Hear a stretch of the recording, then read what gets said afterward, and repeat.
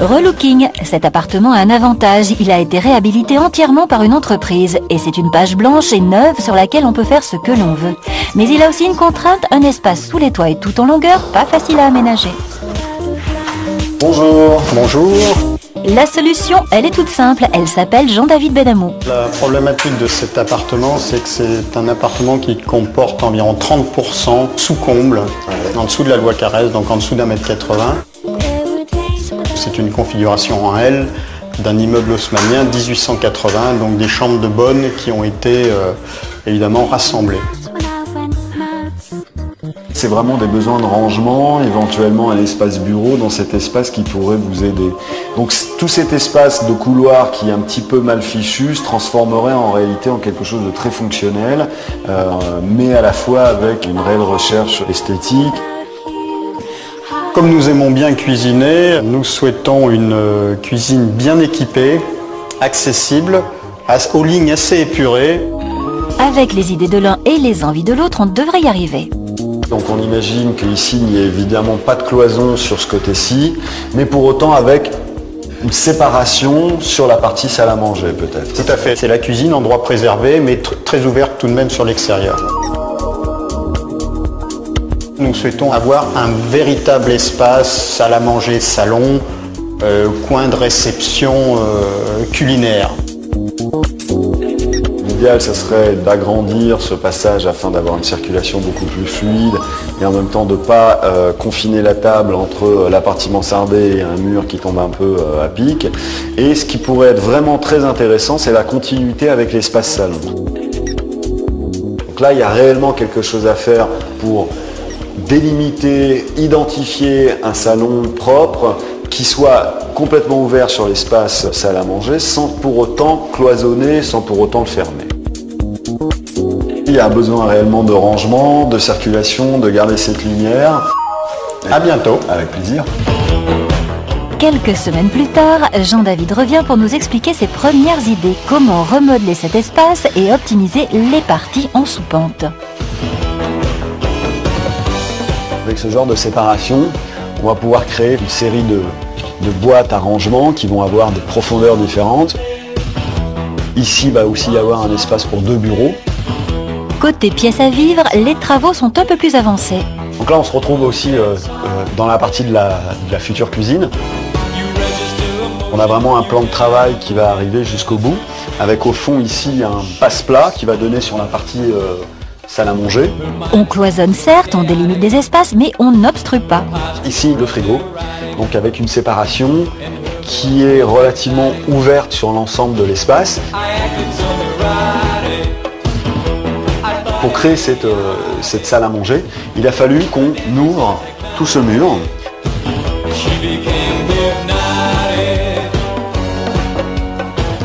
On avait donc un mur qui arrivait là et qui repartait ici. Et en réalité, maintenant, on a quelque chose de bien ouvert qui va permettre d'avoir une table de salle à manger et en même temps un passage. Et l'on retrouve les fameuses boîtes qui sont désormais la signature de Jean-David. On peut remarquer ici qu'on a déjà une surélévation au niveau du sol, qu'on va retrouver tout au long des murs et qui va créer ce fameux cocon. On utilise plusieurs matériaux qui sont ce que vous voyez au sol, c'est-à-dire un béton allégé, sur lequel on va reposer une résine polyuréthane qui aura donc la même couleur que cet espace. Pour les murs, on va jouer avec des plaques de plâtre qui viennent tout simplement se visser sur un montant métallique, qui vient lui-même se visser à la surface existante. C'est une technique qui est loin d'être nouvelle, qui a plusieurs avantages, la légèreté du matériau, la rapidité de mise en œuvre. Après, on vient retravailler les joints par des enduits et des choses plus traditionnelles. On va avoir effectivement une série d'angles qui vont être arrondis, qui est plus doux et à mon avis plus approprié à un espace de salon où on aime se retrouver le soir tranquille, comme on pourrait l'être un peu dans une grotte où il y a beaucoup de lumière qui rentre.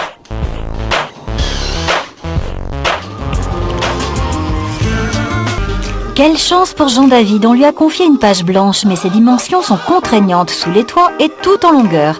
A-t-il réussi à l'aménager? On va le savoir tout de suite et le découvrir en même temps que le propriétaire. Surprise, grosse surprise.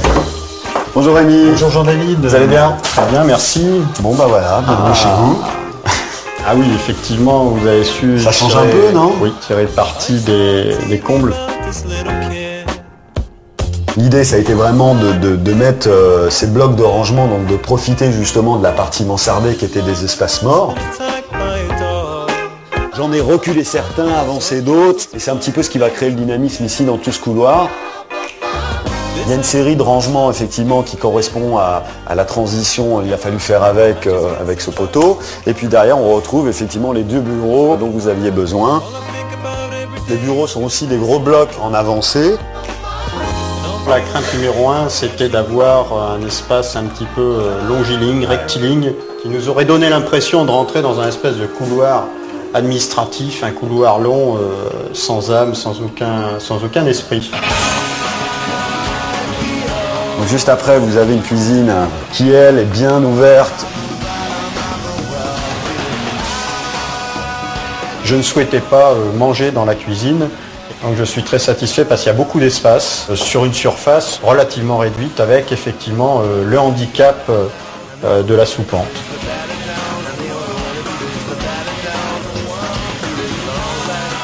Je vous invite à passer dans la salle à manger. Oui.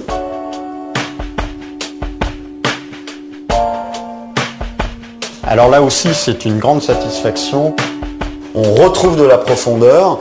On a toujours une circulation à partir des chambres.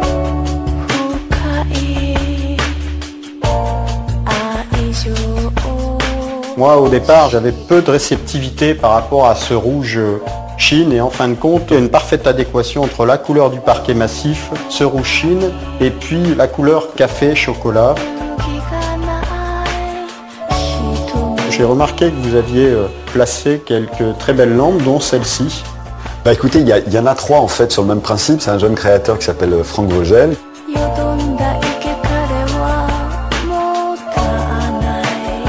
Moi, ce qui m'intéressait sur celle-ci, c'était justement le rapport avec le rouge chine qu'on trouve derrière. Ça ne pouvait pas être une autre lampe que celle-ci.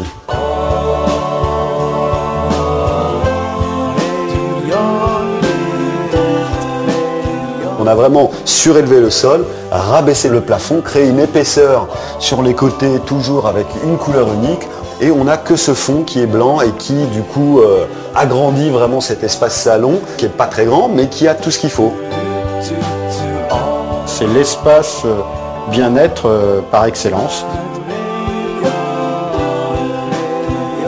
J'imagine le travail difficile de l'artisan qui a effectivement créé cet espace arrondi.